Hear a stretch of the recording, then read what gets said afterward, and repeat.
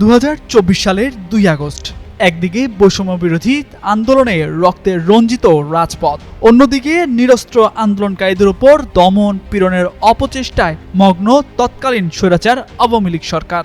এমন সময়েই কুয়ের মাধ্যমে সেনাবাহিনীর হাতে ক্ষমতা হস্তান্তরের চলে পরিকল্পনা। এক ফেসবুক পোস্টে এমনই চাঞ্চল্যকর তথ্য দিলেন জাতীয় নাগরিক পার্টির আহ্বায়ক নাহিদ ইসলাম। বৃহস্পতিবার নিজের ভেরিফাইড ফেসবুক অ্যাকাউন্টে দেয়া এক পোস্টে এনসিপির আহ্বায়ক লেখেন, গত বছরের 2 আগস্ট রাতে জুলকারনাইন স্যাররা একটি আর্মি কু করে সামরিক বাহিনীর এক অংশের হাতে ক্ষমতা দিতে চেয়েছিল।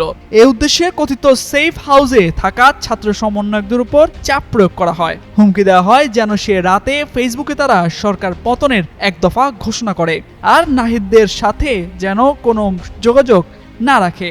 রিফাতদের বিভিন্ন লেখায় এ বিষয়ে বলা হয়েছিল। আর এটা ওইটা না, কাপড় ধোয়ার একটাই সলিউশন, চাকা অনেক। তিনি আরো লেখেন, তারা চেয়েছিলেন এক দফার ঘোষণা মাঠ থেকেই জনগণের মধ্যে থেকে দিতে হবে, আর যারা এভাবে চাপ প্রয়োগ করছে তাদের উদ্দেশ্য ছিল সন্দেহজনক। তারা প্রথম থেকে সতর্ক ছিলেন, ক্ষমতা কোনোভাবে সেনাবাহিনী বা সেনা সমর্থিত কোনো গ্রুপের কাছে দেওয়া যাবে না।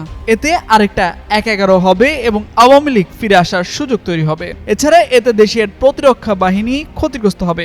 এটাকে জনগণের স্বতঃস্ফূর্ত গণঅভ্যুত্থান হিসেবে সফল করতে হবে এবং রাজনৈতিক দলগুলোকে নিয়ে সামনে এগোতে হবে। 5 আগস্ট থেকে নিজেদের এই অবস্থান ব্যক্ত করার কথাও উল্লেখ করেন নাহিদ।